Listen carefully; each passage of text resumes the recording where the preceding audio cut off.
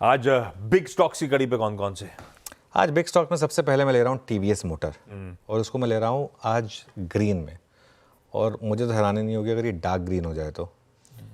कल ज़बरदस्ती गिरा दिया स्टॉक को वो उस नंबर के मैं और हर्षिता बात कर रहे थे क्लोजिंग में, नंबर इतने ख़राब नहीं है जितना मतलब स्टॉक को गिरा दिया था आपने। खैर लो लेवल से कल ऑलरेडी रिकवरी आ गई थी, लेकिन एक बार के लिए स्टॉक 250 रुपये गिर गया था अपने हाई से।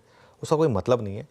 इन्होंने एग्जैक्ट उल्टा बोला जो बजाज ऑटो ने बोला था, और इसके लिए मैं एक चीज़ उसने भी कही थी कि ये जो बजाज है सिर्फ अपने लिए बोल रहा है, पूरी इंडस्ट्री के लिए फाटा भी ऐसा कह रहा था, है ना। बिल्कुल। तो इन्होंने कहा है कि भाई इन त्योहारों में ग्रोथ जो है वो 4% है और कंपनी की ग्रोथ इंडस्ट्री ग्रोथ से मच बेटर है। तो अब तो मुझे लग रहा है कि कई लोग बजाज से शिफ्ट होकर टीवीएस मोटर में आएंगे, ये भी पॉसिबल है, ठीक है ना। थोड़ी सुस्ती नवरात्रि के बाद ज़रूर आई है, लेकिन दिवाली के दौरान उनको लग रहा है कि ग्रोथ स्ट्रांग होगी और Q3 में इंडस्ट्री ग्रोथ 7 to 8% रहेगी और कंपनी की ग्रोथ इंडस्ट्री से बेटर रहेगी। कल एक और चीज़ हुई थी, मार्जिन कितना मार्जिन मिस हुआ था, 20 बेसिस पॉइंट का मार्जिन मिस था। उसको लेकर इतना स्टॉक का मेरे ख्याल से गिरने का कोई मतलब नहीं था, ध्यान रखिएगा। लेकिन ऑब्वियसली इस समय थोड़ी सी मार्केट टफ है, तो इसके लिए स्टॉक्स में, लेकिन अगर कमेंट्री अच्छी है तो स्टॉक्स चल भी रहे हैं। ऐसा नहीं है कि जैसे कल कोफोज था, चल गया था ना 10%। तो आज मुझे लग रहा है कि टीवीएस मोटर में अच्छी खासी रैली आनी चाहिए। ये मेरा एक व्यू है टीवीएस मोटर में। कल टीवीएस मोटर में शॉर्ट बने होंगे, कल जिस तरीके से वो गिरा है, तो आज मुझे लग रहा है उन शॉर्ट्स की धुलाई होगी। दूसरा स्टॉक जो मेरे अर्निंग्स के हिसाब से लेकर चल रहा हूँ मैं, वो है हिंदुस्तान यूनिलीवर। अच्छा मैं बताऊँ, मैं एक बार के लिए HUL को ग्रीन लेना चाहता था, लेकिन फिर भी ना क्योंकि जस्ट बिकॉज पोजिशनिंग इतनी बेरिश है। लेकिन दिक्कत क्या है कि नंबर में कुछ अच्छा नहीं है बोलने के लिए, तो इसके लिए इसको ग्रीन नहीं ले रहा हूँ। लेकिन मैं रेड नहीं ले सकता इसको, क्योंकि रेड इसलिए नहीं ले सकता क्योंकि ये स्टॉक एक बार के लिए मुझे लग रहा है कि अगर गैप डाउन हुआ तो शायद कवरिंग आ जाएगी यहाँ पर।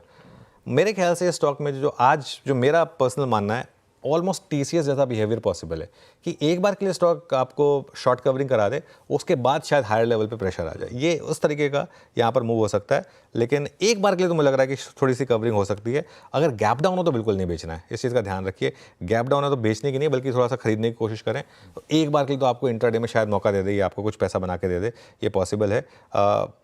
प्रॉफिट, मार्जिन और वॉल्यूम तीनों वैसे एक्सपेक्टेशन थोड़े कम रहे हैं, ये बात तो माननी होगी, ठीक है। तो ये हो गया दूसरा स्टॉक का। उसके अलावा USL, आशीष USL को मैं ग्रीन ले रहा हूँ। मतलब नहीं बनता ग्रीन लेने का, लेकिन मैं ग्रीन ले रहा हूँ। क्यों? क्योंकि मेरा हंच है, आज मेरा हंच है कि USL जो है, क्योंकि ये स्टॉक हाई से करीब 10% करेक्ट हो चुका है। नंबर्स ठीक है, थोड़े से एक्सपेक्टेशन से हल्के से आप नीचे मान सकते हैं। रेवेन्यू 2844 करोड़ का एक्सपेक्टेशन था। EBITDA 500 करोड़ 490 करोड़ का एक्सपेक्टेशन था। मार्जिन 17.7%, 17.3 का एक्सपेक्टेशन था। वॉल्यूम ग्रोथ में ज़रूर हल्का सा दबाव नज़र आया है, लेकिन ध्यान रखिए तेलंगाना अब ओपन हुआ है, ठीक है। और प्लस अभी इलेक्शन सीजन भी है, महाराष्ट्र झारखंड के इलेक्शन भी होने हैं।